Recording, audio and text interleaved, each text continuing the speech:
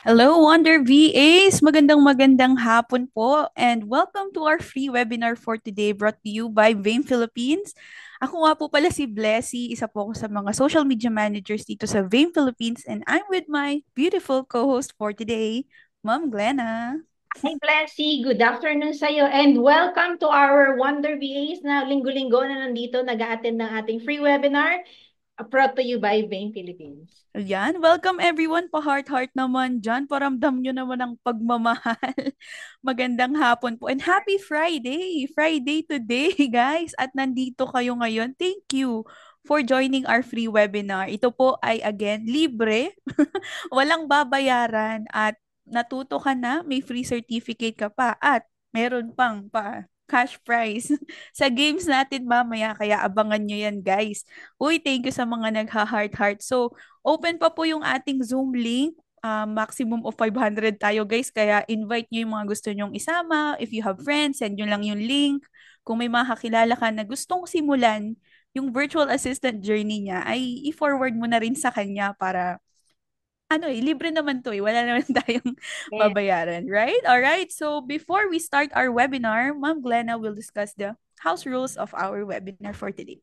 Alright. So kahit na linggo-linggo natin sinasabi dahil meron pa rin dito mga bago na ngayon lang dumaan sa feed nila yung free webinar natin. So inform lang natin sila kung ano yung mga house rules natin. Unang-una po ay let's be kind, no bashing and harsh words sa atin, sa speakers, sa isa't isa. And then dito po sa Q&A tab, dyan lang po kayo makakapag-type ng message kung ano yung mga queries ninyo, yung mga relevant questions during the discussion. And then, wag niyo po lang pansinin na naka-disable yung chat kasi po, that is only for the panelists for us to send links, attendance, and announcement later on. And then po, please rename yourself for us to recognize you properly kasi kung mayroon po kayo i-raise, sabihin po namin, this question is coming from Blessy, and then para alam niyo po na yung question niyo yung sinagot ng ating speaker. And also, for us to acknowledge yung kung sino yung mga mananalo mamaya sa ating palaro. Okay? So, abangan niyo yung mga alas dos magpapalaro tayo and meron tayong pa-GCash. Alright? So, please stay until the end of this webinar for you to get the attendance link wherein doon po kami nagbe-base kung sino yung mga bibigyan namin ng free certificates. And also, speaking of yung sa attendance, wag po muna natin siyang tanungin at the very first part ng ating webinar. Okay? Makinig po muna tayo and para manamnam natin kung ano yung ituturo sa atin ng speaker. And later on, pag natapos naman po at the end, bibigay ko naman na po yung link. Dito lang po yan sa sa chat box, yung mga announcement namin. Para naman po sa mga late joiners, ang replay po natin ay pinapost every Wednesday sa ating YouTube. So, pag may hindi naintindihan ngayon, balikan nyo lang po kami sa mga replay sa YouTube. Andun po. So, yun lang ma'am. Sa akin, Bless. Back to you.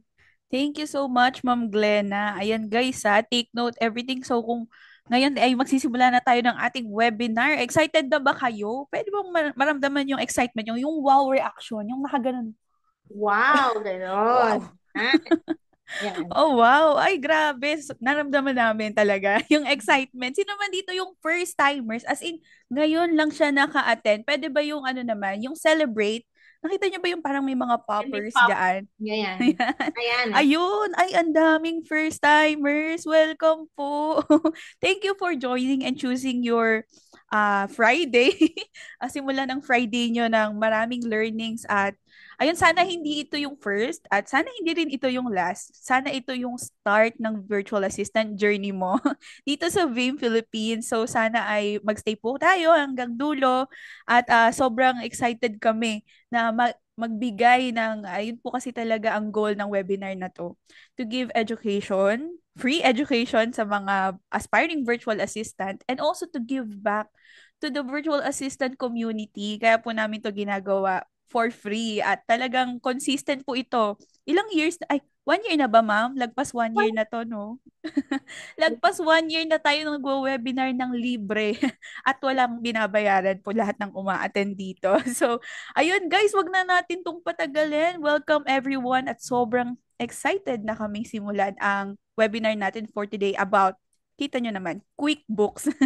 Ayan, so i-discuss na natin at i-introduce na natin yung speaker for today. So for this session, we'll be learning how to navigate QuickBooks, ma-maximize lahat ng features niya, ma-simplify yung bookkeeping, whether kung may mga business owners dito or you're a virtual assistant, aspiring man or experienced, our guest speaker will be sharing valuable insights to help you enhance your financial management skills. So guys, hindi siya magbubukas ng camera at ng microphone hanggat hindi nyo siya pinapaulalan ng heart, ng applause at ng wow. Without further ado, let's give a warm welcome to our speaker, Sir Ryan Cliff Zerna. Come on guys! Yan, daming reaction. Good Uy. afternoon, Coach. Hi, Coach! Nakamute ka, Coach, yung isa. Nakamute po, yung isa. Hello. Ayan. Hi, Blessy and Ma'am Glenna. Thank you for having me. So guys, I'm using two device at the moment kasi yung isang device ko, laptop ko, doon ako gumagamit ng camera and the other one will be for my presentation sa QBO. Mas prepare ko kasi itong personal PC ko pag nagpe-present or nagwo-work sa QBO. So I Ayan. hope na you don't mind, guys. Yan. And yeah, we have around ilan na tayo? 220. 200. 225 so mga 224 kasi dalawang account ako. So welcome guys. I'm Ryan Clipserna. I'm a 20-year accounting veteran na veteran na sa accounting. And can I have some reaction pag if you are here for to learn QBO or first timer nyo gagamit ng QBO? Uh, approve na Thumbs up. reaction please. Thumbs up. First timers, thumbs up. Mm. Uy, Yeah. dami. Yeah, ang daming first timers. Yeah, at least I hope na ma-share ko yung knowledge ko to you guys and yeah. Also, isa pa, sino sa inyo dito nandito dahil sa, wala tayong work, naghahanap tayo aspiring BA and let's do a heart react please. Yung mga Perfect na. aspiring BAs na naghahanap ng trabaho. Ayan, umuulan. Oh, madami din, madami, Mm. madami. Okay, to give you to share with you last December I was also unemployed. So okay lang po 'yan. Okay lang po 'yan tayong naghahanap ng paraan para mag-upskills like katulad ditong training na binibigay ng VAME. Maganda po ito para makadagdag po tayo ng knowledge. Ngayon, last December, unfortunately, nawala ako doon sa work. December 20, sinabihan ako ng boss ko na magka-cut off na kami. And ang nangyari, nawala ako ng work. Magpapasko pa naman. So, naging 4 years ako doon sa company. And maganda yung sweldo. So, malungkot ako nung December. So, ang ginawa ko, pinadaan ko na lang yung the whole December. Pagdating ng January 1, January 2, todo apply ako. As in, sobrang dami kong sinenda ng application, OLJ, sa LinkedIn. Sobrang dami, hindi ko matandaan kung sino-sino pa yon. Ang nangyari, may mga nag-reply, may mga hindi nag-reply. And fortunately, few weeks after may mga nag-respond ng interviews, maraming denials, maraming rejections, pero at least now I have two clients na po ulit. And medyo gumanda yung aking income. Nagkaroon ako ng at least na doble pa nga halos dun sa previous na nare-receive ko ng last time. So, I hope na ma-inspire ko kayo. Apply lang po ng apply. Sabi nga, the more application, the more chances of winning. And also, Bain could help you land your first client if naging successful kayo sa mga interviews and all of that. So, without further ado, I'll start my presentation sa QuickBooks.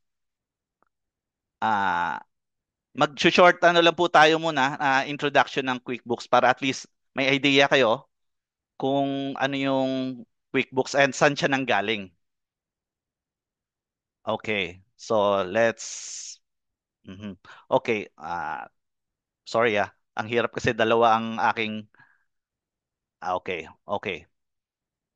So ang QuickBooks is nagsimula talaga siya 1983 pa. So basically, yung panahon na yon mga DOS based pa, DOS based pa yung ginagamit and hindi pa siya window based. So it was inspired by Quicken, yung Intuit personal finance software. So yung kaya siya naging QuickBooks eventually kasi yung Quicken yung parang pinanggalingan niya. Tapos yung Intuit, siya ngayon yung parang company na may-ari ng QuickBooks.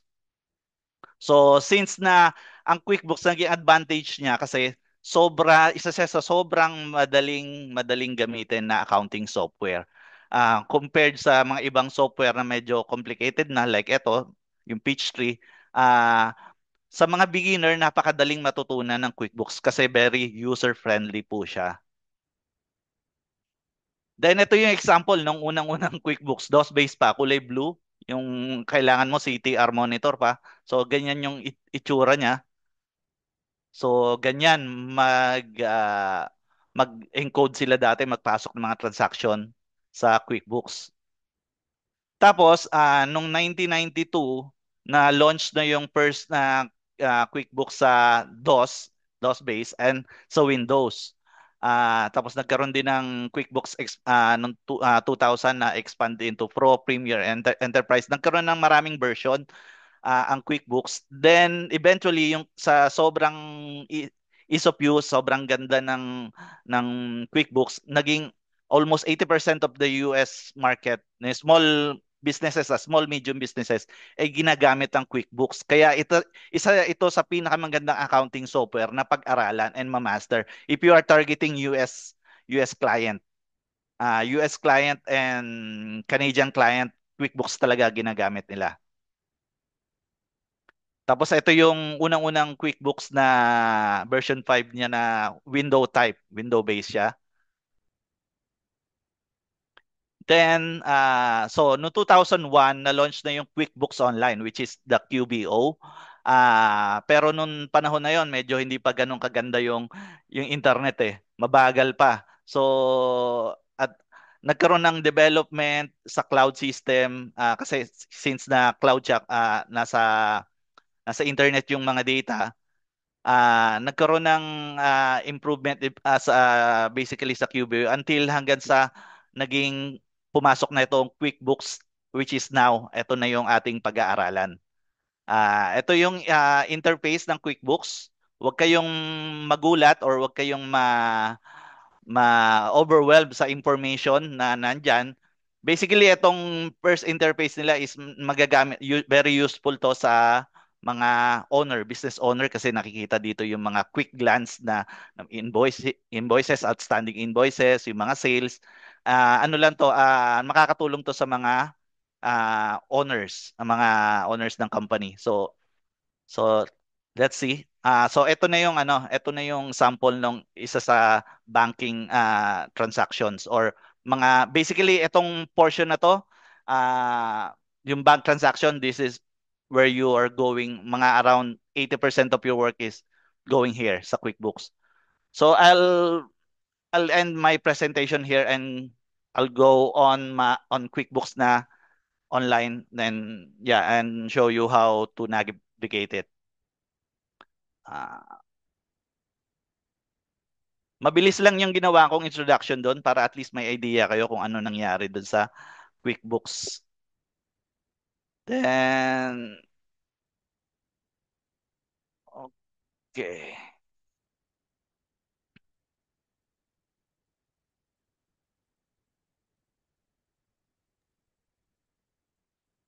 Okay, are you seeing my screen now? Yes, Coach. Okay. So, basically, ito po yung ating ah ito yung pag nag-login ka sa QuickBooks, ito yung unang-una mong makikita.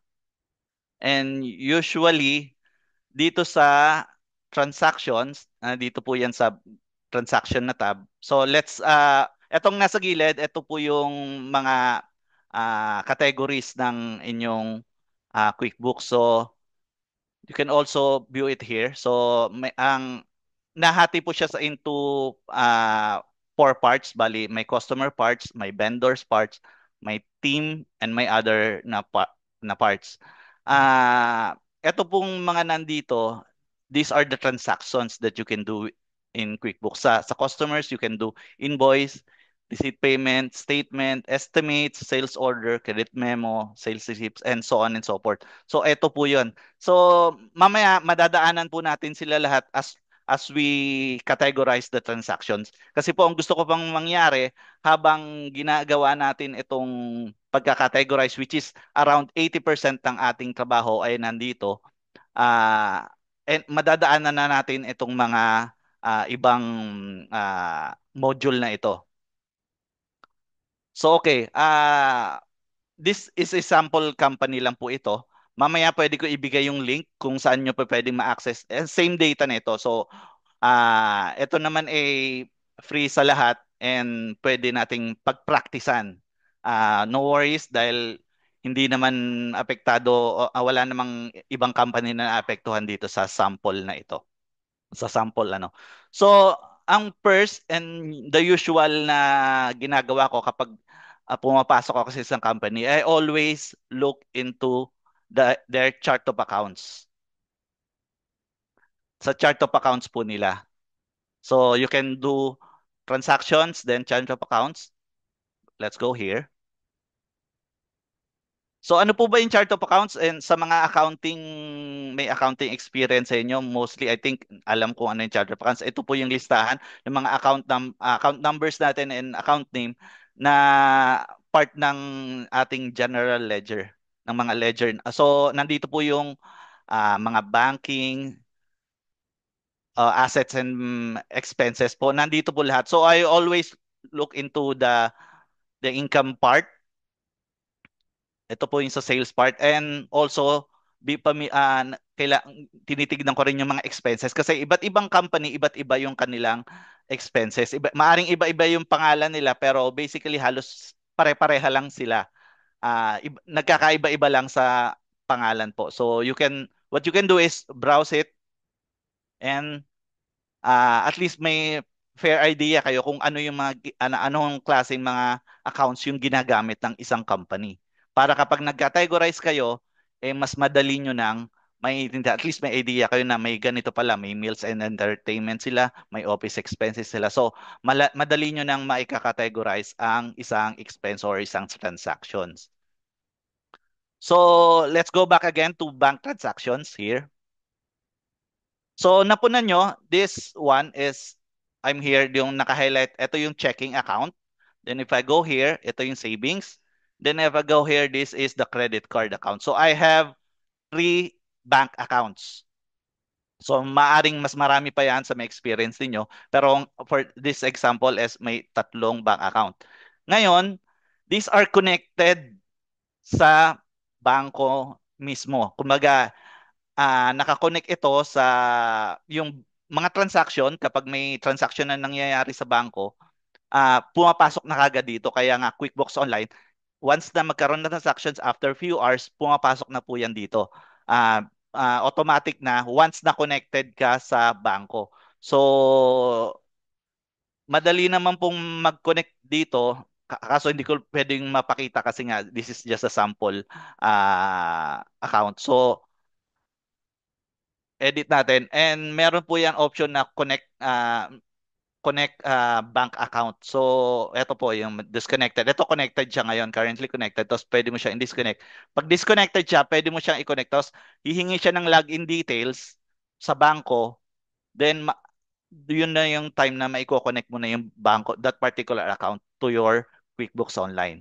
So, pwede rin naman, if ever yung account is, you can't actually connect, na hindi siya available sa bangko ni QuickBooks na pwede mong i-connect, you can also upload an transaction. Halimbawa, may transaction yung particular account na yon, pwede ka pong mag-upload using this portion, yung upload file.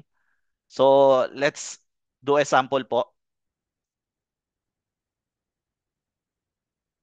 Ito po yung sample na yan. Itong trial, ito yung ginawa kong sample. So, you can only upload itong klase na file. CSV file, QFX, or QBO, OFX, or TXT. Open ko lang po yung aking file mismo yung trial file na yon. Can you see my Excel account po, Ma'am Glenna? Nakikita niyo ba yung Excel file? Hindi po. Yung import Ah, bank transaction po yung Sige nandito. po. Share ko lang tong isang screen quickly.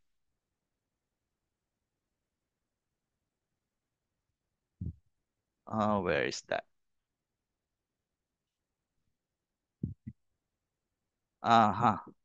Wait, I'm having a problem with my. Okay, okay, okay.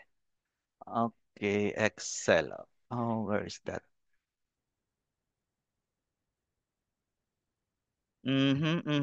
Wait lang po Eto. So, are you seeing the Excel now? So, ganito lang ang format ng Yeah. i-upload yung file. Ito, napaka-importante nito kasi may time talaga po na hindi talaga connected sa bangko. So, if hindi connected sa bangko, you can just always upload. Pero ganito po yung format ng pro forma niya. So, may date, may description and amount. Dapat hindi po nawawala yan. Then, yung date is naka-pro forma po siya ng ganito. Month, date, and year. Tapos, ito po yung description kung ano yung description sa bank statement. Ito pong mga information nito makukuha nyo sa bank statement. Usually sa banking activities, pinoprovide po yan. At pinoprovide itong transaction na to. So, ida-download mo lang, iayusin mo lang sa ganitong format. Tapos yung amount.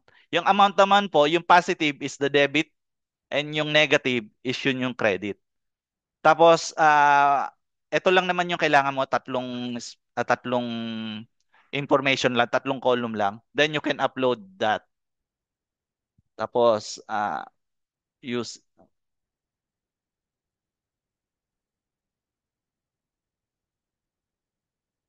Then let's go back to QBO.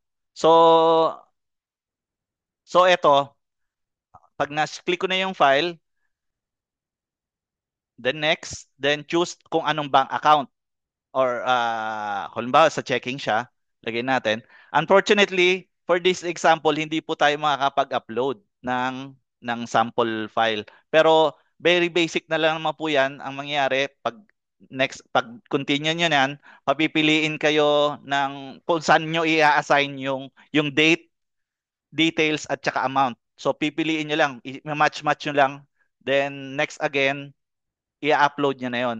Pag pag-upload nung file, you can now see it here. Madadagdag na siya dan sa bank transaction. Kung saan nyo man siya in-upload, kung saang bangko nyo siya in-upload. Yun yung mangyayari doon.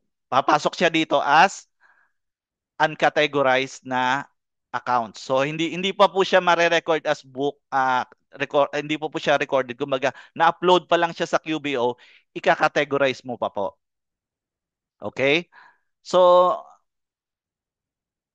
okay. So, I hope clear po 'yon yung pag-upload ng file sa QBO kasi very useful po 'yan. Yan yung usually na nangyayari. Then, let's go to the banking transaction. So, ito po halimbawa sa isang checking na account, makikita nyo basically may around 25 transactions na for review. Ikaw yung magka-categorize. As a bookkeeper, kailangan mo i-categorize lahat ito for on a daily basis kung kaya po. Ngayon, mapupunan ninyo, meron ng mga suggestion, etong mga one match found. Ano po yan? Very eye-pleasing po yan sa isang accountant kasi ibig sabihin yan, hindi ka na masyadong mag-iisip. Mga around 80 to 90% ng transaction na ito or yung suggestion na ito ay tama. So 80 to 90% pag nakakita ka ng match found, medyo confident ka na tama yan. Kasi yung AI ni QBO masyadong magaling. Kumbaga, kapag may nakita siyang nagmamatch sa transaction mo, halimbawa may invoice ka na isinend sa kliyente, then nagbayad yung kliyente, kapag pumasok yung pera nito, nakikita niya na nagmamatch found na. So, let's do an example para mas makita ninyo. Actually, pwede nyo i-click na siya na match without thinking, pero or without checking, pero syempre bilang account na, kailangan mo pa rin i-check. So, let's do this one, yung February 8. So, if you click this one, mangyayari, makikita niyo may categorize, may match, may record as transfer. So, if you match, ano na yan, magre-record na siya as sa QBO. Pero, you can also check this one, yung deposit niya, yung the blue one. Ibig sabihin may deposit na 865.15. Click this one, and you can see that, okay, eto pa lang, 816.15 ay deposit na ginamit itong mga ito, payment. May mga payment na limang payment na pumasok. Kumbaga, isang deposit lang sabay-sabay. So, in total niya, itong limang ito. Transaction nito, 400, the 226.75, and up to the 80. So, makita niya, ito yung naka-check. So, total niyan is 868.15. So, basically, at ano na ito, medyo confident ka na maaaring ito nga yung, anong yan, ito nga yung transaction na yan. And, isa pa, pwede nyo rin gawin, so you can also click this one, categorize. Ikaw mismo ang magka-categorize kung anong klaseng expense. Pero since na may magandang suggestion na itong CQBO, which is very useful, what you can do is just match this one. Match. Or you can also find another match. Baka may mas maganda pang match. You can also click this one. Let's try to find another one. Usually, may magsasuggest yan sila dito ng kung ano pa yung mga matches. But this one, wala na siyang ibang match. So, malamang sa malamang, around 99% of the time, eto na po yung transaction na yon, yung deposit na to. Maaari kayong magtanong, sir, paano po gawin yung deposit na yan? So usually, ginagawa ang deposit, here, sa new, tapos, where is that? Ito, bank deposit. So, can click this one. So, ito po yan. Kung magde-deposit kayo, pipiliin nyo lang yung bank deposit na yon. Then you can check kung saan po nyo ide-deposit. Halimbawa, example, dito. Tapos yung date, kung kailan niya ide-deposit. Tapos, etong mga payments na ready for deposit. Like this one, itong dalawa, ng Cool Cars and the Freeman, ready for deposit yan. Pag i-click mo lang naman yan, then yan yung papasok, 1,000 mapipili siya or you can do both. So magiging 2,062.52. Then you can just save this one. Ito. Pipiliin nyo rin to kung saan pupunta, tapos kung magkakano yung cashback amount. Kung may cashback amount, lagyan nyo rin. Kung wala naman, okay lang. Cashback memo. Then you can just save this one. Where's my save button? Ito, sa baba po. For this practice, hindi ko muna isi-save to. So, ganun lang po mag-create ng bank deposit. So, sabihin nyo naman, Coach, paano po naman ito lumalabas itong mga receive from? Mamaya po, pupunta rin tayo dyan kasi may ibang transaction. So, connected po kasi si QBO. Lahat ng mga transaction dito like bank deposit, tapos pag pumasok sa bangko, connected po siya lahat. So, let's just go over here. And ito po. So, for this one, so we can definitely just match this one. Okay. So, makikita nyo, napakaraming pwedeng ilang i-match. So, we can also go here. If you can see that there are two suggestions. Dalawa yung sinasuggest na maaring match. So, dito, makikita nyo, may parehong amount. Yung isa, check debit, yung isa, cash expense. Pero if you look into it, yung squeaky clean car, which is also squeaky clean car here, mapapansin nyo yung date na lang niya. 'Di ba? Yung date ng isa is nasa 2/6, February 6. Yung isa is January 30. So, hindi mo na kailangan pag-isipan. Malamang sa malamang, ito yung transaction na yan. Kasi, Yung isang transaksyon na sa 130 is nandito po sa bandang baba siya.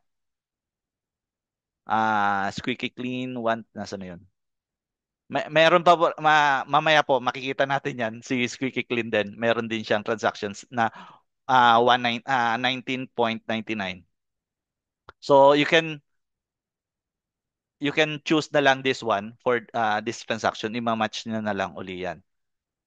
So ayun, nag-match na siya and meron, let's see, nasan ba isang 19? Ah, okay, we can go back na lang po doon later. So, for that transaction, napakadali lang din. Ganun lang din po siya, ima-match nyo lang. Pero syempre, kailangan basahin nyo yung date din po. So, for this one, yung kay Books by Blessy, may bills payment, may expense po. Mapupunan nyo, eto, Books by Blessy, pero yung pati yung kay Pam, isinadjust niya rin kasi yung amount po is the same. Tapos yung date din kasi is pasok din after din ng February 6. So dapat medyo maging vigilant po tayo sa pag-check ng mga names din. So dapat at least yung names nagtatama and yung dates ay nagtatama rin. And of course, yung amount. Hindi niya naman po isasuggest to yung amount kung hindi po siya tama. So, for these transactions, book by Blessy, you can definitely choose this one, yung bill payment number 3 para i-match dito. Okay, we can just choose match. So, napakadali lang, parang magma-match ka lang. Pero, paano ba, coach, kung may mga transaksyon na like this one, uncategorized, hindi alam ni QBO. So, what I suggest, kapag may mga uncategorized transaction or mga hindi alam, unang-unang magandang gawin is i-google mo yung description. You check the description. Ito po, click here. Dito po sa Rental A. You see yung bank detail po, rental, backhoe, deposit, refund. Refund po siya ng backhoe deposit. So okay, so may refund. Ibig sabihin may binayaran tayo. So you can assume, can just browse other transactions. So eto po, may rental A pa rin uli nung 3.6. At kung makikita nyo dito, may rental backhoe rental. Eh dito po yung rental. Ibig sabihin, nag-rent ka ng 1,200 as spent po. Tapos may bumalik na 200. Ibig sabihin, na-refund mo yung 200 na transaction mo dito sa backhoe rental. So, paano po natin, ano po ang gagawin natin dito? So, ang example po kasi na to, sample company to, this is a gardening company. Gardening company. So, nag-garden po sila. So, ito yung isa sa mga expenses nila, nagre-rent sila ng mga backhoe. So, what we can do here is, let's click the account, then pwede po i-type natin yung expense. So, rent. So, yan, magsasuggest po siya ng iba't ibang klaseng account. So, for this one, makikita nyo may dalawang rental equipment. May isang rental equipment lang, may isang sub-job. Ngayon, hindi tayo sure kung anong gagamitin natin. What we can do is we can always go to chart of accounts. Tapos i-filter po natin yung name. Let's go up again. Filter po natin yung name. Let's type rent again. So makikita nyo, ito yung dalawang yon. Etong isa, same na same lang sila pag tinignan nyo, di ba? Pero itong isa naka-indent. Ibig sabihin itong isang naka-indent, this is a sub-account. May main account po siya na sinusundan. Tapos itong hindi po naka-indent, ibig sabihin main account po siya. So what we can do is edit and let's check kung saan po nakapasok itong sub-account na to. Ibig sabihin, kung makikita nyo, nakapasok po siya sa job expenses na account.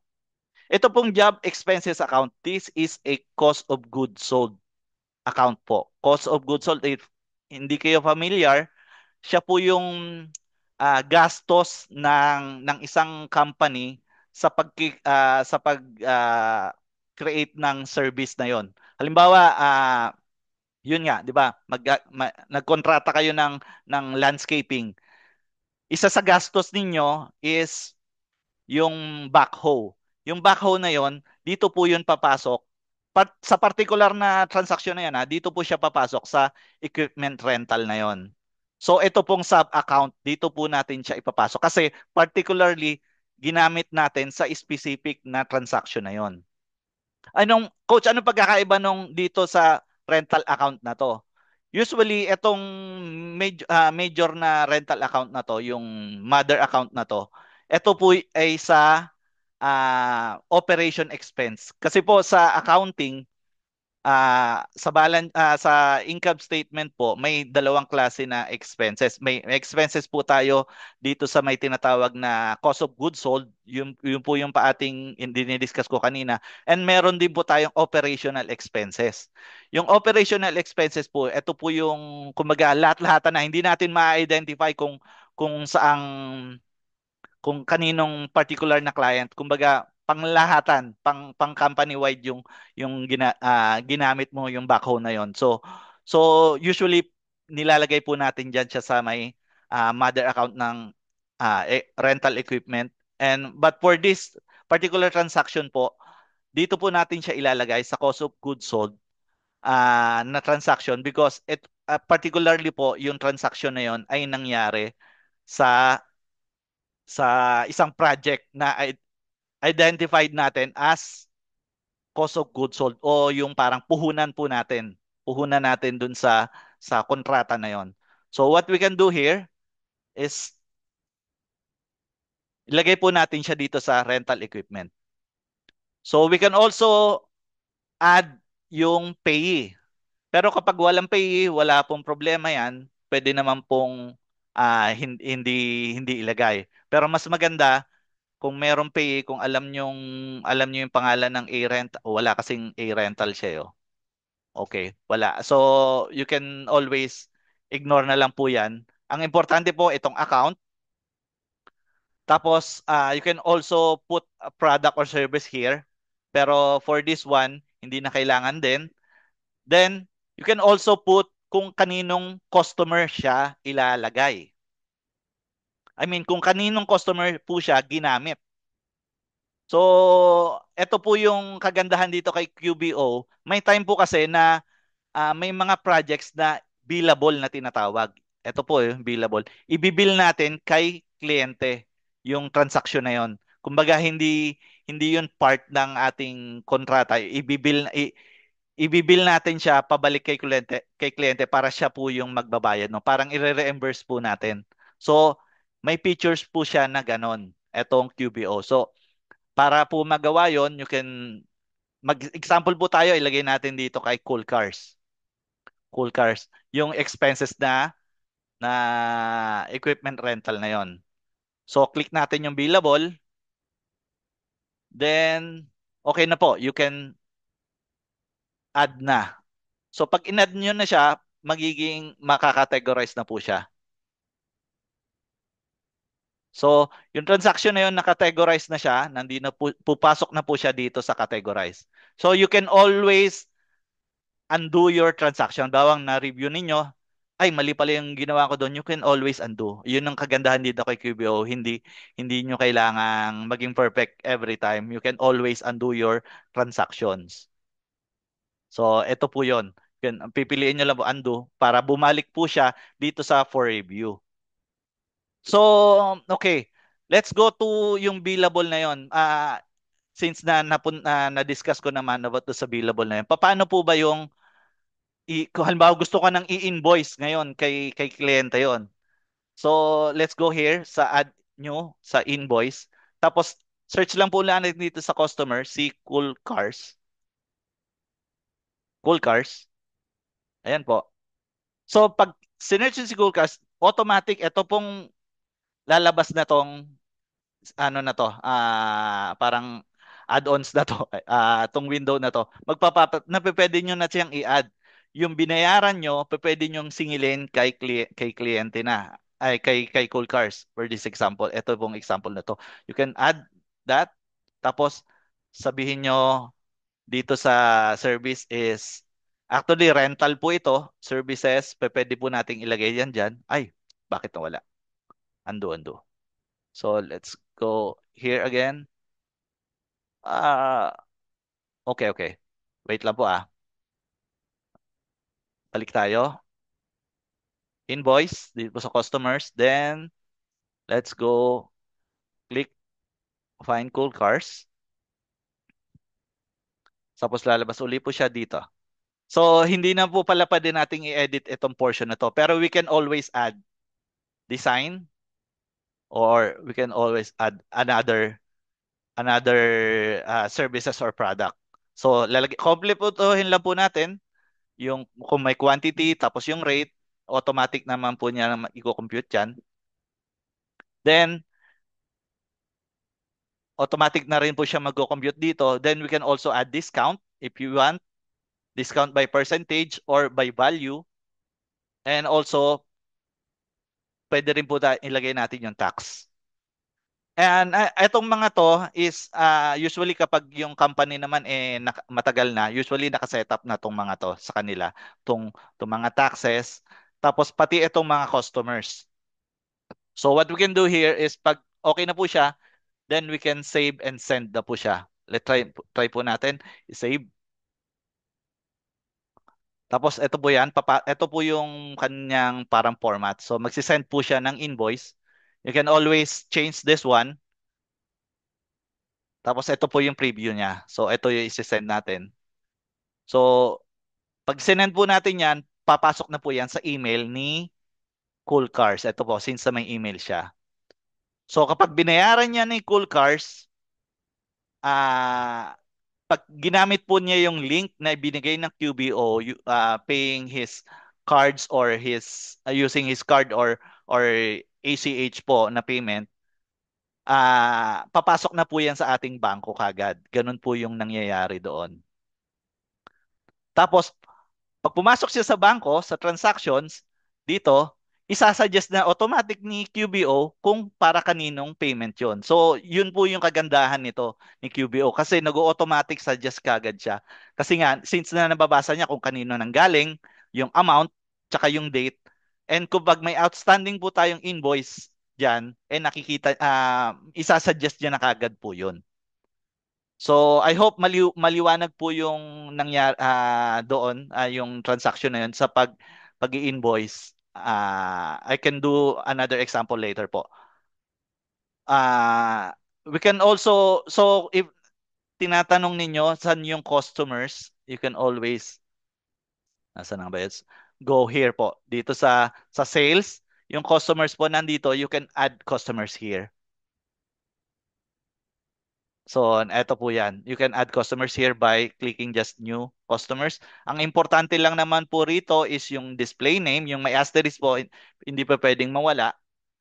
And yeah, the rest of it, wala na. Wala ka nang kailangan actually i-add. Pero, mas maganda po, kumpletuhin natin kung ano yung available na binigay na information ng customer sa atin para mas madali pong makontak. Like yung website, yung kung sino po yung contact person, mas maganda po yan. At importante ito, sa customers may email din pala, importante rin pala. Para kapag nag-send tayo ng billing, dun po papasok yung email. Doon sa email na yun, papasok po yung ating billing. So, ganun lang po siya. So, dito sa example na to, napakarami namang customers. So, hindi ko na po isa-isahin. Pero, ito po yung importance. Kaya kita nyo na rin po dito yung mga balance, open balance sa mga invoices. Nandito na rin po. Mabilisang example. So, makikita nyo dito sa ginawa natin, yung Cool Cars kanina, pumasok siya dito as open balance. Ito, yung 1,325. So, let's go back again sa bank transactions po. So ang nangyari na i-book na natin yung 1,200 sa A-rental. Pero ano naman ito? Sabi nga doon. At ano naman to? So this one is a refund, di ba? Since ang problema nga lang na i-bill natin lahat ito. So dapat pala hindi natin i-binil lahat yung buong 1,200 kasi nga naka-refund tayo ng 200. No, what we can do is we can just always go back to that particular transaction. So punta po tayo kay customers. So yun yung na na kalimutan ko. hindi pala lahat dapat ibinibil sa kanya lahat kasi dapat pala yung 1,000 lang. We can always edit this one. Uh,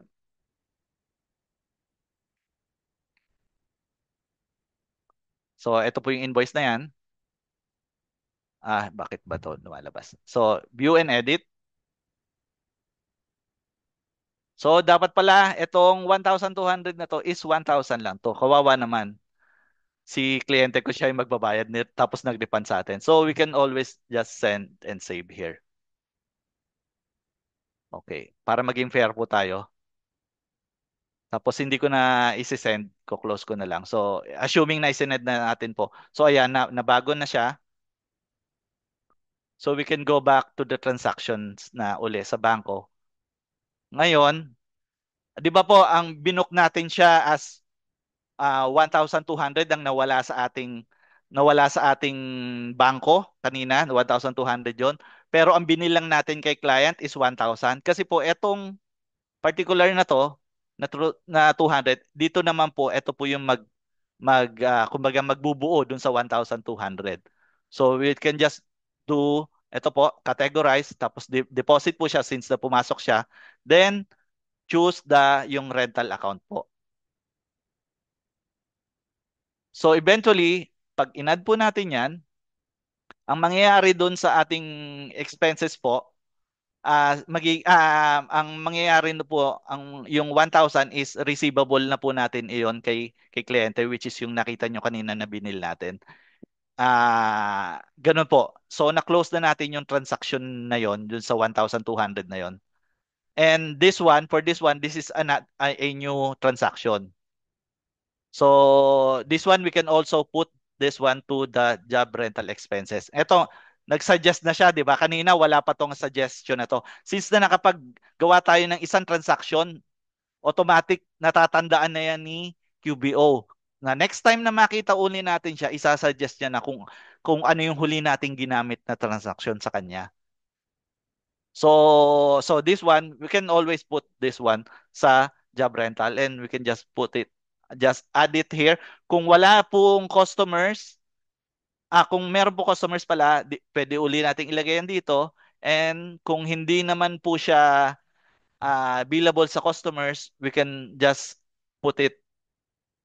Kung hindi po siya billable sa customers, I suggest ilagay po natin siya dito sa yung isang rental account natin dito sa may parang mother account sa operation expense.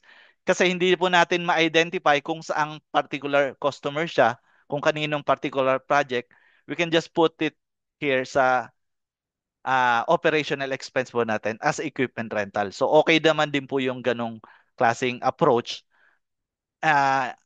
Ano po yan? Bali, gagamitin nyo na po ang inyong professional judgment pagdating dito sa mga ganitong transaction. So, kung paano as a bookkeeper, kung paano nyo ibubook, nasa sa inyo na po yon. Pero I suggest yung mga ganong transaction, if hindi billable siya sa customers, we'll put it doon sa operational expense. Pero kung ma-identify po natin siya sa isang customers and billable po siya, mas maganda po i-click natin to. Pwede din naman pong identified siya sa isang customers pero hindi siya billable. So okay lang po yun. Pwede rin po yung ganon. So dito ilagay uli natin kay customers pero kay Cool Cars pero hindi siya billable. So okay na po siya. Ganon po yung transaction na yon. I hope medyo naintindihan nyo yung kung paano yung flow. Importante lang po dito sa kay QBO kasi malaman nyo yung process nung flow ng transaction dito. At very, very, ano naman po siya, user-friendly and huwag kayong matakot magkamali dahil you can always undo transactions. Huwag po tayong magkamali. Pwede nyo pong pagpraktisan itong account na to. So, for this one, let's go another transaction na lang po. Dito kay Pam, dito may suggestion siya na expense daw na 75. Since na yung pangalan is nakakay Pam na rin naman, malamang sa malamang kay Pam talaga yon. So, let's check this expense account. So, etong expense account, si Pam is a I think she is a bookkeeper also. Ito si Pam. So kinategorize siya as legal fees, tapos ang description ng counsel, tapos ang amount niya 75. So let me show you how you will also do that. So here, click again sa new. Tapos dito sa expense, sa vendor. You can always click here. Expense. Okay. So if may isa pang so yun. Wait, nawala. Okay. So ayan. Yun. Pwede nyo po dito gawin yung expenses na yun. So, you can always add the payee kung sino po yung babayaran natin. Kukompleto lang po uli natin itong transaction na to. Pero, may times po kasi na hindi natin makikita kung kaninong expenses lang yun kagad. Minsan, nabawas na lang sa account natin kagad. Kasi po dito sa example na to, sa company na to, naka nag-create na po sila ng expense account. Pero ito pong expense na to, expense transaction na po ito, kine-create po, pwede po itong i-create ni QBO automatically. Si QBO na po yung automatic na nag-create once na kinategorize mo ang isang transaction as expense account. Example po. Sample po, no. Ito may match na lang natin kasi, 'di ba? Pero we can always categorize na lang po siya as an expense account. Tingnan niyo po kung anong mangyayari kapag categorize ko siya as an expense account. Ito po, legal and professional, same lang din po yung gagawin ko Legal and professional, ang name si Pam, and i-add ko po siya. Hindi ko po siya i-match dun sa expense account na yun. I-add ko, ako yung mismong gagawa ng sarili kong categorization, assuming na wala po siya yung expense account. You can always add this one. So na-add. So, na-add na siya. So hanapin natin po siya. So si Pam. Ito po, very useful po itong transaction na to Tong search button na to. Very useful po yan. You can always find numbers here, or kung hindi numbers, yung pangalan ng transaction or pangalan ng vendor or payee or suppliers. You can always lahat po ng search function nandito po. Lahat po ng pwedeng ma-search sa transaction ng QBO, you can always use this one. So, napunan ninyo, ito po yung expense kanina na naka-account. Expense na ginawa ni QBO na kanina sa sample. Ito yung kakagawa ko lang. Ngayon kasi naka-expense lang siya. So, as I've said, once na kinategorize nyo po si QBO, automatic po siya nagke-create ng expense na account. So, you don't have to worry na kailangan ko pa i-create yung expense account. Kasi pwede nyo na idiretso na i-categorize po siya. Automatic si QBO gumagawa na siya ng expense account. Ang problema lang po dito, since na may expense account na original na na-create si QBO, ano na po, tawag nito, magdodoble yung expense account. So may lulutang na 75,000, $75. Kasi etong particular na ginawa ko ngayon, nakalink na siya dito sa particular online transaction na yung kanina. So pag kinlik nyo to, makikita nyo na connected siya dito. Ngayon, what we can do is, again, punta po tayo kay Pam. So ito yung ginawa ni QBO kanina. Let's go on here. And we can delete this one. Click more and you can delete this one. You can void, you can delete. I suggest, mas maganda, delete nyo. So, we can delete this one. Para mawala na yung expense transaction na yan. Okay. So, wala na siya.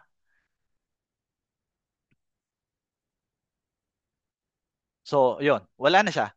So, ang nangyari, parang gumawa ko kinategorize ko siya, nag-create si QBO ng panibagong expense transaction. Then, yung lumang expense transaction, dinelete natin. So, pwede, ano po yun, kasi dito sa example po na to, sample company, si QBO po, gumawa na po sila ng mga expense transaction. So, ang ginawa lang po nila dito is in-match nila uli itong mga transaction na to para mabuo po din nila uli itong mga transaction na to. Pero nakapag-create na sila ng bills payment, nakapag-create na sila ng expense transaction at refund receipt. Ito pong mga ito, yung refund receipt, bills payment, automatic na po yan nakikreate kapag minamatch natin. Minamatch natin yung mga transaction. For example po, itong bill payment, uh, usually, ang lumalabas po dito kasi hindi bill payment talaga. Ang lumalabas dito is yung invoice mismo. Invoice mismo ni PNG. PGE pala, PGE. Puntahan po natin yung bill payment na kinreate ni QBO. So, ito po yon bill payment po. Ibig sabihin, binayaran po yung bill. Wag po kayong malito sa expense and bill. Pag sinabi pong expense ni QBO, expense ibig sabihin po nun, nabayaran na kagad. Kumbaga nawala na-record na as lumabas na sa ating lumabas na po sa ating bangko 'yon. Or binayaran natin ng cash or yun po, binayaran natin ng cash o lumabas na sa bank account natin. Yun po yung nire-record natin as expense na.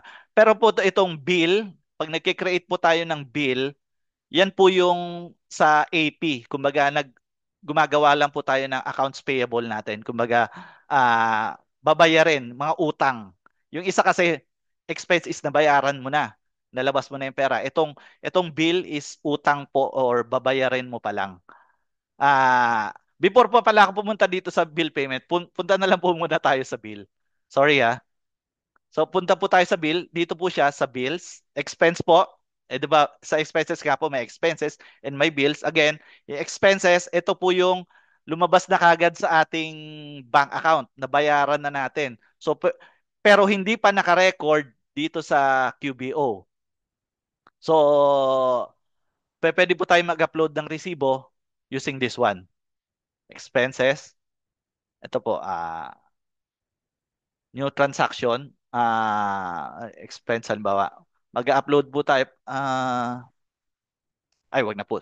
Wag na po pala yan. Iba po pala iba yung nasa isip ko. Wait, sorry. Okay, coach. Ay, 2 o'clock na pala. Sorry guys, medyo nawala lang ako. 4 na oras yung tulog ko lang ngayong araw na to. Pagpasensyahan nyo na kung medyo nawawala ako sa wisyo po. Before that, ano po, quick break lang po muna ako. Si Miss Glenna po is ano po sa ating parapol. Papalaro Ayun. po tayo, yes. Magpapalaro muna si Yes. ma'am. Opo. And then, while waiting din po sa amin na matapos, meron na po silang mga questions po doon. Pwede po nating balikan mamaya. Okay. So, yon guys. Sino na dito ang ready na manalo?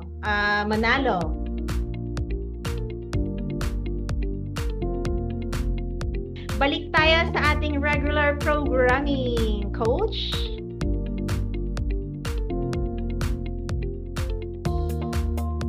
Naka-mute. Commute si Coach. Hello. Sorry about that. Ayun. And then, open po tayo ng camera para makita ang ating kagwapuhan. Hindi naman masyado, ma'am. Okay. Ba tayo? Okay. Ayan. Welcome pa uli sa mga bago. Almost 300 na tayo. May 3 umalis kanina eh. 300 na tayo kanina eh. Nakita ko eh. So yeah, welcome po uli. Dito po sa second part, try ko pong sumagot ng mga phone-in question po dito sa question and answer po. Unang-una, etong si Fahad Hadjamir, how do you categorize and reconcile bank transaction in QuickBooks?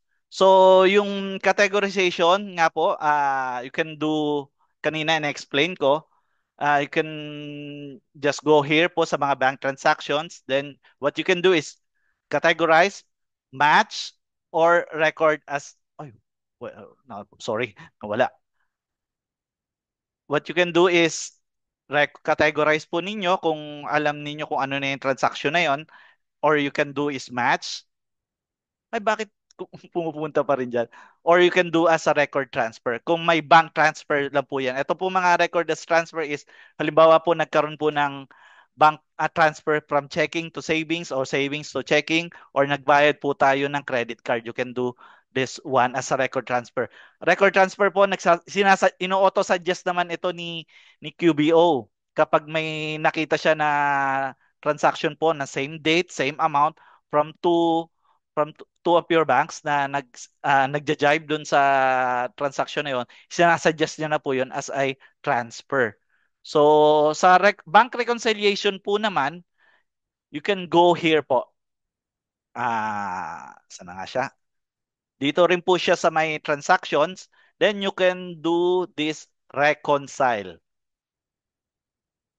Unfortunately po, dito po sa ating example, ay wala po ata siyang sample ng mga pag-reconcile tayo. Okay, since na bago po ito. So, ayan.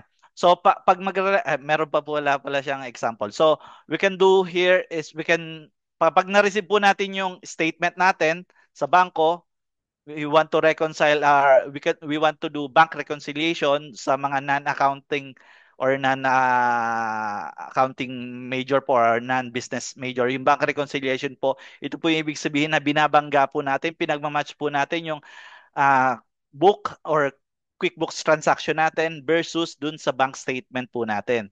So, this is very important po para malaman po natin na nagtatama. Kasi minsan po may nangyayari si QuickBooks, yung mga bank feeds na pinoprovide ni QuickBooks ay nadodoble. So, meantime, nadodoble natin na categorize, pero sa bank transaction po siya, sa bank statement, isang beses lang po nangyari. May nangyayari pong ganun. Madalas pong nangyayari yon. So this way, yung reconciliation para po natin ma-sure na lahat ng nangyayari na recorded lang dito sa ating books ay tama po doon base sa bank transaction. So napakadali lang mag-reconcile sa QuickBooks. Ewan ko kung pakita ko talaga lahat. Hindi ko pa siguro na-try kanina. So, let's do this. Halimbawa, sa checking po, statement ending balance. Kung titignan po natin ito sa QuickBooks, kunwari sa QuickBooks po, sa bank statement, meron po tayong 10,000, ano po, na yun yung nakasulat doon.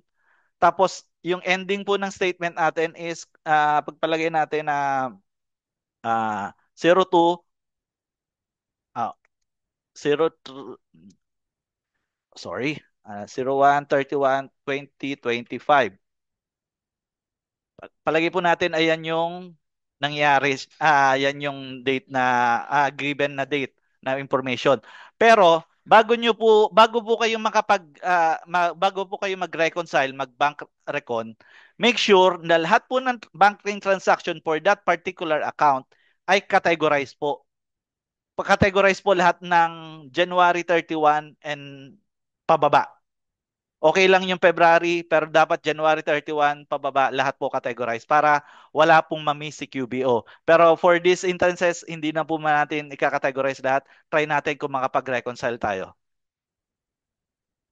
So, ito po yung lalabas dyan. So, wag kayong medyo magulat or ma-intimidate. Yan lang po yung talagang lumabas. So, ngayon po, may difference ako lumalabas na 5,000. Dapat po zero yan. Kasi, ngayon po, wala pa po tayong na-i-check na nababangga. So, what I usually do, nahati po siya sa dalawa eh. So, may payments at may deposit. So, para po madali sa bank statement, nakahiwalay din naman yun. May deposit na portion siya, may payments na portion. So, what I usually do, pumunta muna ako sa deposits, tapos titignan ko itong lahat ng transaksyon na to, nandun sa bank statement ko. Pag nandun siya, check ko lang. Check ka lang. So, you can always check na ito po yung total deposits, 591. Makikita nyo rin sa bank statement nyo kung total deposit 591, di tama na yan. Wala ka na kailangan gawin. So, okay na siya. So, you can, pag okay na yung deposit nyo, punta naman tayo sa payments. So sa payments, dito po lalabas lahat po naman na expenses. So what we can do is always, ano na lang po, matching na lang. Click, click, click, click nyo na lang. Wala po kasi akong hawak na statement dito, no? So ito po, pinapakita ko na lang as sample po. So ganyan, i-click-click lang natin lahat ng mga transaksyon. So yung ibig sabihin ng mga naka-check na transaction, ibig sabihin yan yung nakita natin sa bangko na lumabas sa ating bangko, so sa ating account. So eventually sa dulong-dulo, magzi-zero dapat ito. Itong difference nito dapat magzi-zero ito. Yun po yung ano, pag nag-zero na po siya, then you can save na po siya. Or pwede nyo rin pong balikan yan. Halimbawa, hindi ka pa sigurado kasi may mga transaction ka pa na hindi pa pala na-categorize, you can always save it for later na lang po. Kung ano yung mga naka-check dito, pagbalik nyo mamaya doon, andyan pa rin sila naka-check. Tapos, yung mga transaction na kinategorize nyo, na wala pa dito ngayon, lalabas din po siya dito. So, ganun lang po siya mag-bank reconciliation. Ang aim nyo po is palagi ma-zero out itong transaction na to. Ma-zero yung difference ng book ninyo and versus dun sa bank statement. So I do hope na na-answer ko yung nasagot ko yung tanong mo, Mr. Sir Fahad. Tapos next question po, ask ko lang po galing kay Jocelyn, ask ko lang po if pwede pong gamitin sa property management transaction. Opo, ginagamit po itong QBO sa property management transaction. Pero yung meron rin pong gumagamit din po yung ibang company, yung mga mas malalaking company, may sarili din po sila property management tool like Stafffolio or Buildium.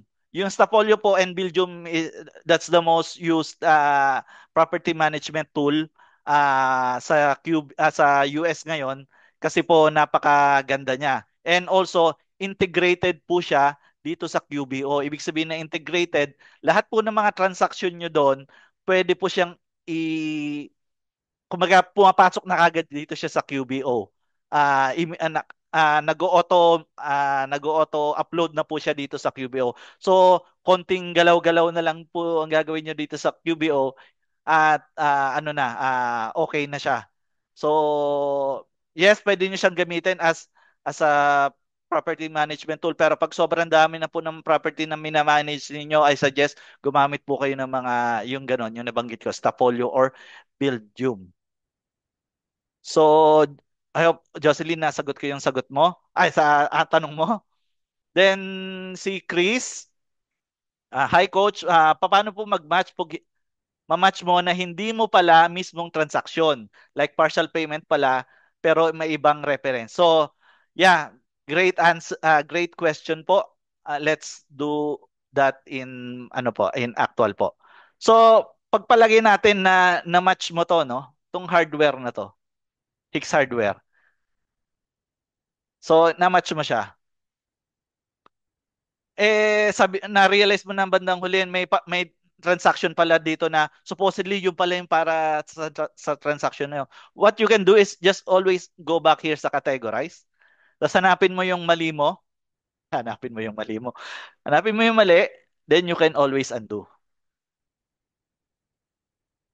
Tapos babalik na po siya dito sa transaction. Then you can do whatever you want na po. Pwede nyo na siyang i-match sa tamang transaction. I hope na-answer ko po yon.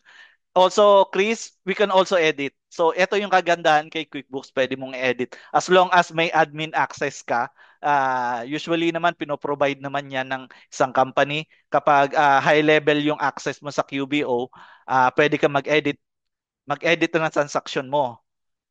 Pero may time na depende sa accountant ninyo, minsan ang pino-provide niya lang is yung kumbaga makapag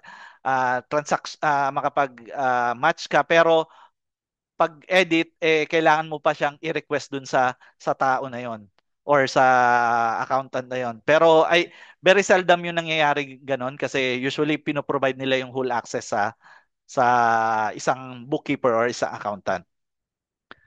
Tapos, next question po si Claire, yung 1125 po yung bill, hindi saktong 1K. Ay, okay, si Cool Guys. Si Cool Guys po kasi, ma'am kanina, Cool Cars pala, Cool Cars. Si Cool Cars kasi kanina, ito po, yung invoice na to. Ito yun, ano. Nagdagdag ako ng transaksyon. Hindi, ayan o.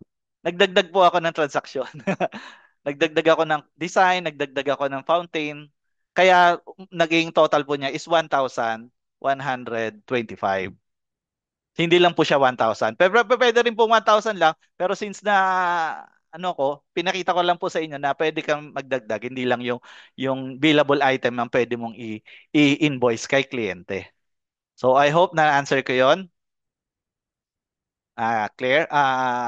Sa meron din pong okay yung etong ano ba to?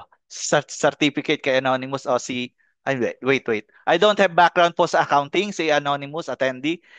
So if I am getting it right, QuickBooks po is used to categorize expenses, manage expenses, and match transaction. Exactly po, ma'am or Mr. Anonymous attendee, tama po ang inyong pagkakaintindi na ang QuickBooks po ay ginagamit po siya sa pagkakategorize and pag-manage sa mga expenses. Kasi po, makikita mo dito yung sales o sales ng pakita ko po sa inyo para mas ma-appreciate nyo. Papasok po yun dito sa reports.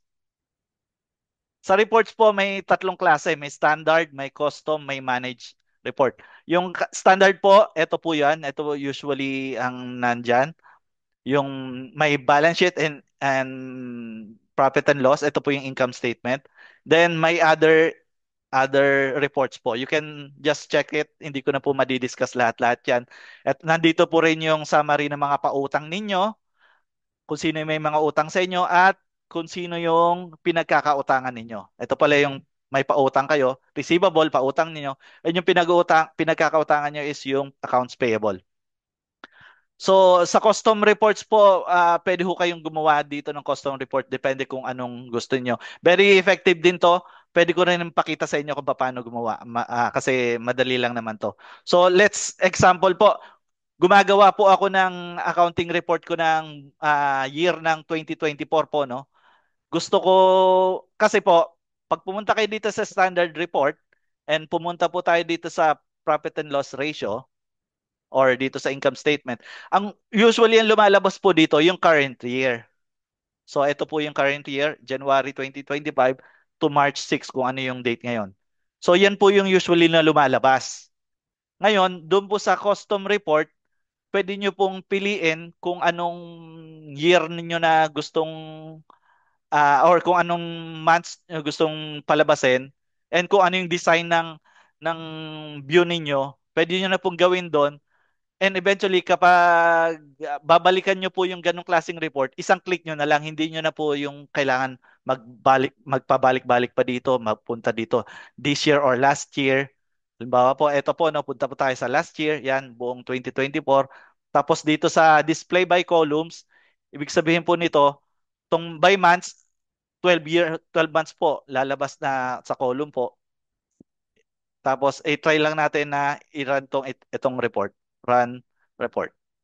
So, yan po. January to December, yan po yung importante yung display by column para mas nakikita nyo ang running balance ng per month. So, ito, usually, pag ginamit mo lang yung standard reports, ito lang po yung ating makikita. Ito lang po yung ito po yung makikita natin dito natin makikita yung performance ng ating kumpanya. Yung like this one, yung mga income natin, at also yung mga expenses natin. Malaking tulong po ito sa business owner kung para makita nila kung ano ba yung performance financially ng kumpanya nila, kung kumikita ba sila or nalulugi ba sila. So exactly yung tanong nyo po, Mr. Sino po ba yung nagtanong kanina? Wait lang po.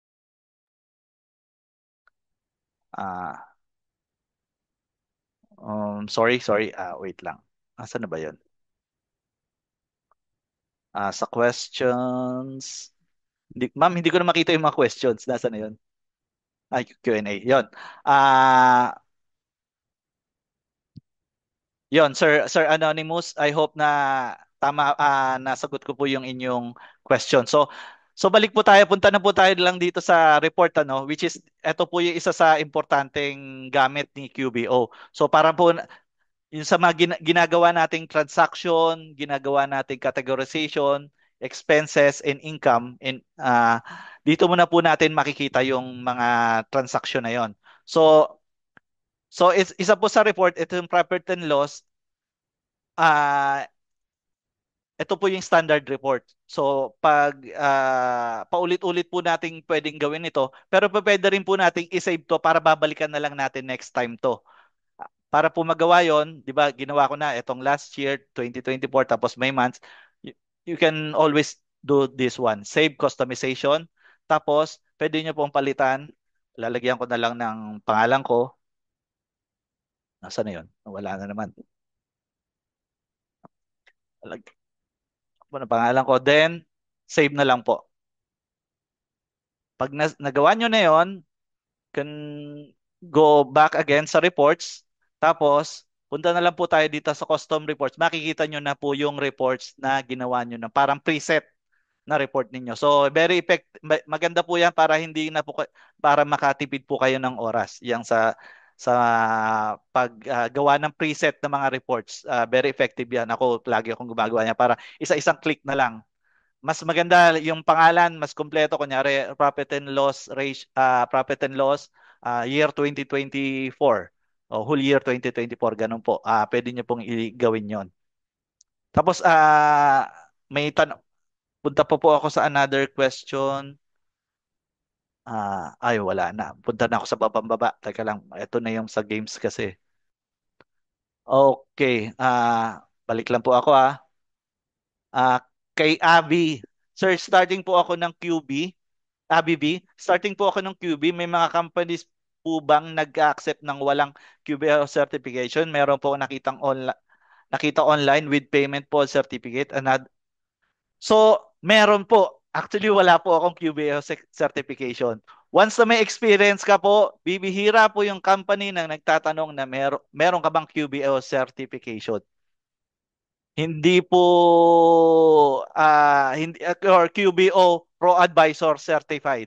Hindi po ako Pro Advisor certified. Experience lang po ako sa paggamit ng QBO, pero ano po, hindi po ako mga kliyente ko po never po akong hinanapan ng QBO certification. So pwede po kayo makapagtrabaho niyan. Depende lang po yan kung paano niyo sasagutin sila or paano po tayo sumagot sa interviews natin.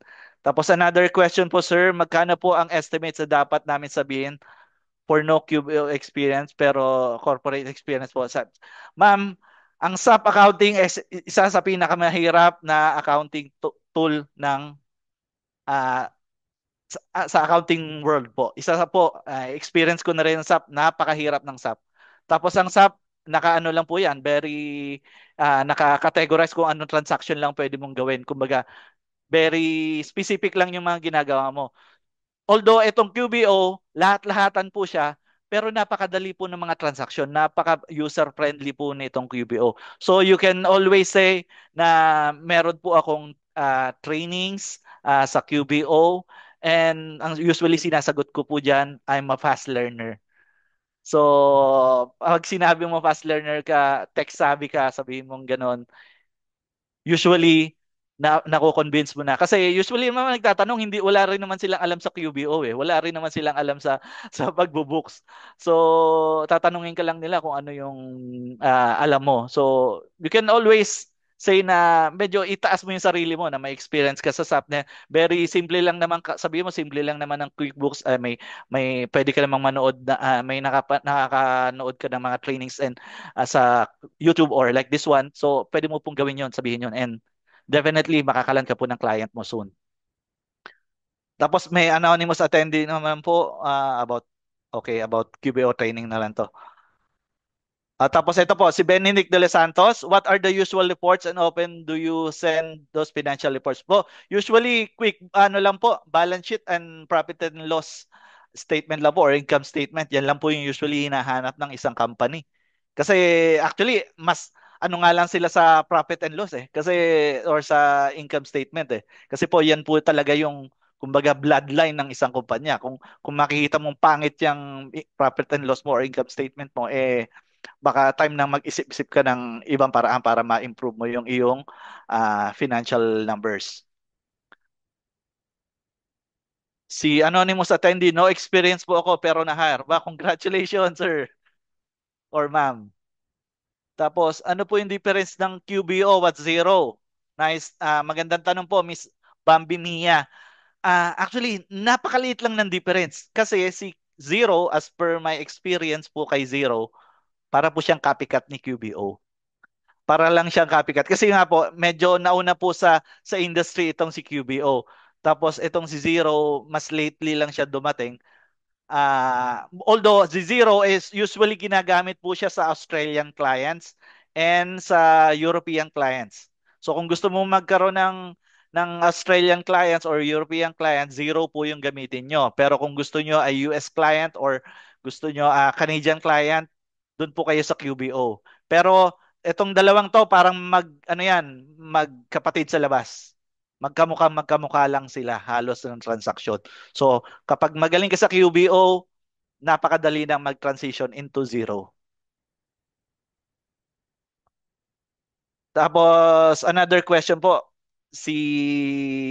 After attending like this, do you assist us into land na job in the future? Ma'am Glenna, tanong ni Miss Rosalyn, assist mo daw siya sa makapag-land ng future client. Kaya nga po nandito si ang VAME Yes. para tumulong sa inyo.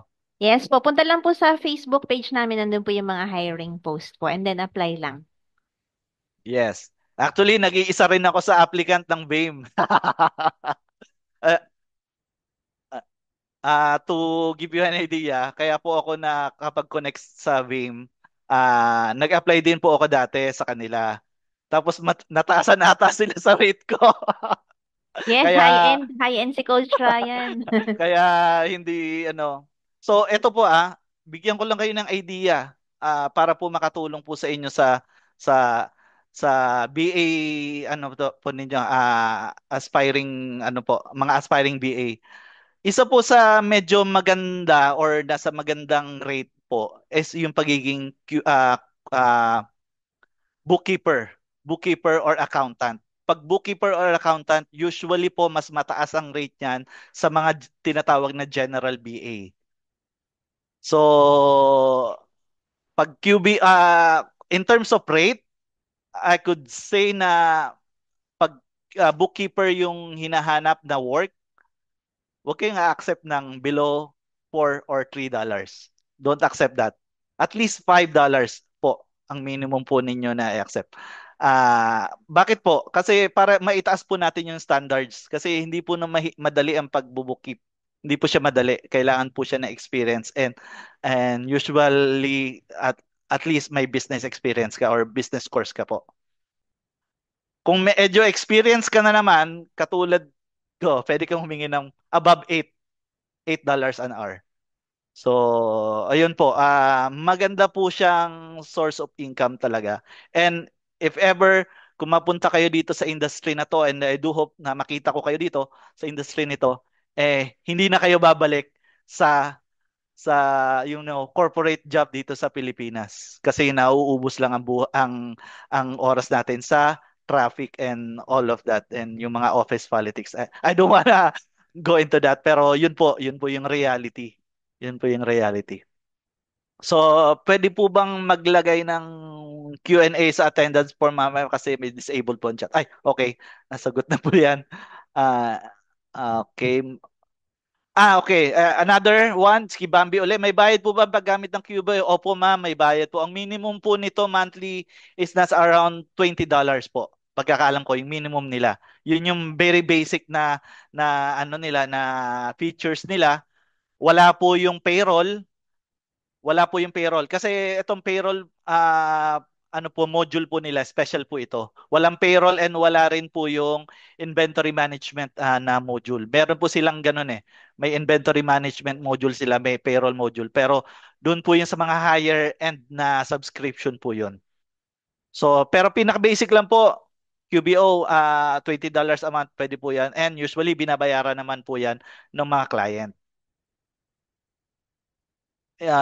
Ilang hours po per day ang work niyo po using QB? Ito po yung maganda sa trabaho na to. Kung mabilis ka magtrabaho, pwede ka pong makakuha ng iba pang client or mas maraming client. Siyempre, mas maraming client, the more mola, di ba? Unfortunately po, nakakuha po ako ngayon ng 2 client. So, ayun po. May internship po ba kayo sa Ask QBO Bookkeeper using QBO? Meron pong may ibang company nag-offer ng ganyan.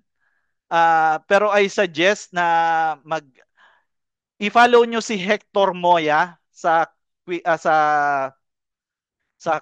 YouTube, kasi si Hector Moya siya yung isa sa QBO expert na always nag-explain ng mga transactions sa QBO. So kapag may tanong ako or may hindi ko alam na gagawin ko, sinesearch ko dun sa kanyang YouTube channel kung na-discuss niya doon, and most of the time naman nasasagot niya yung mga ganong questions. Hector Moya po, Hector Moya sa QBO. Medyo marami-rami na rin siya subscriber. Yun po yung pangalan niya. Hello po. Yung certification po ba software ng QBO is alam ko po nire-renew ang QBO Pro Advisor. Pag Pro Advisor ka po nire-renew, kaya medyo mahal din siya, medyo pricey din po siya.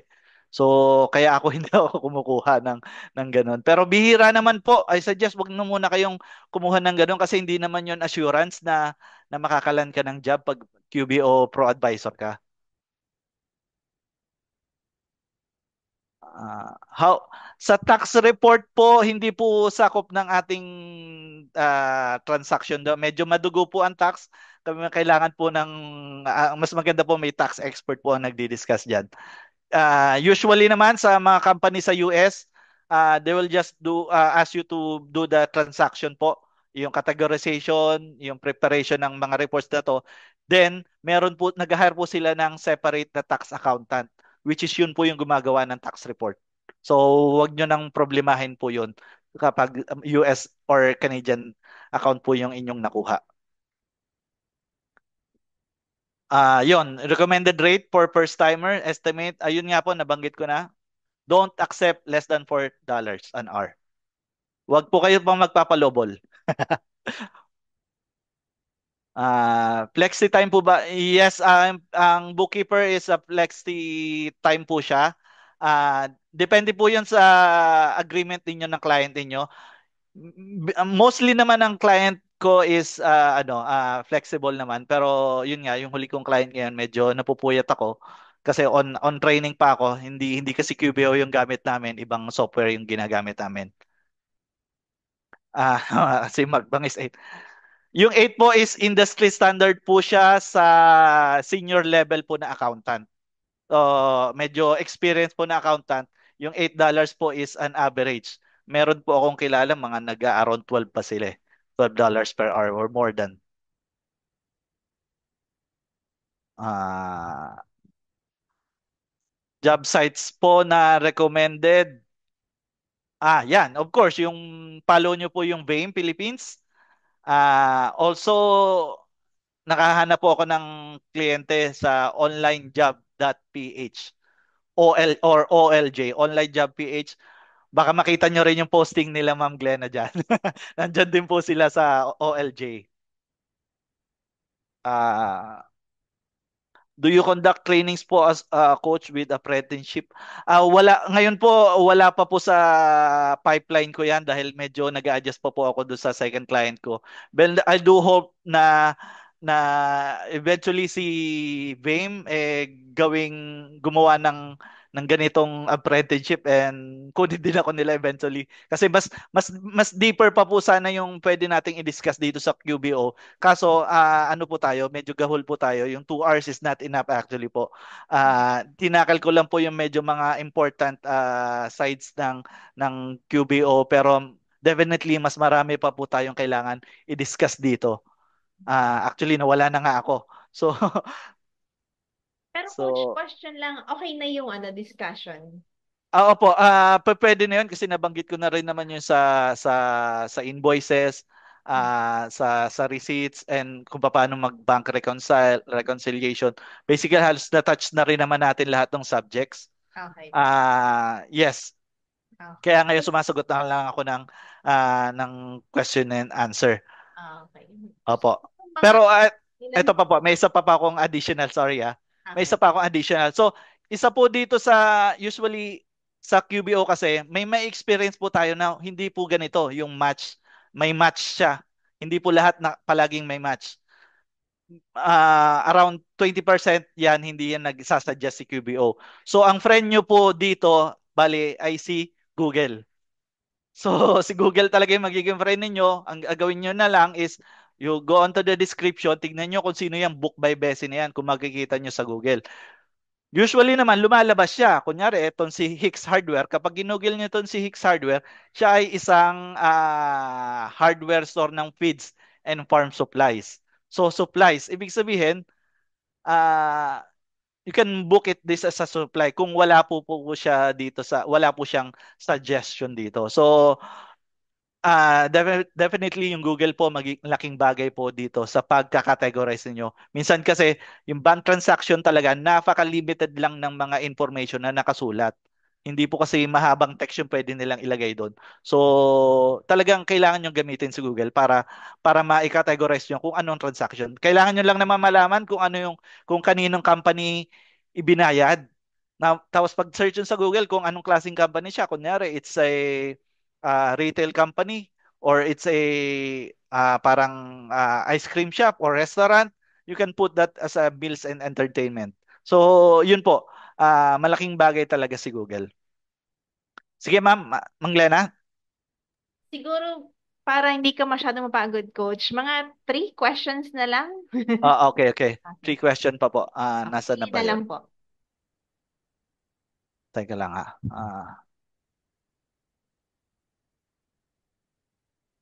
More Q&A po.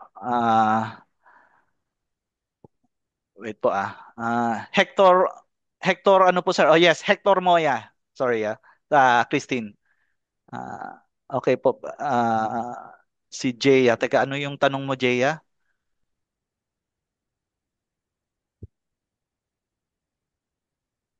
May agency po ba na tumatanggap ng no experience? Try nyo sabihin po. Try Pag nyo sabihin. ma-experience, ang hanap kasi ng mostly client, ma-experience. Opo. Pwede ba experience yung jowa? Love life. Love life? Sa client nyo po using QBO per hour po or per task? Usually po per hour po yan. Per Hmm. hour po. Ang ano, hindi po per task. Per hour po ang bayaran po dito.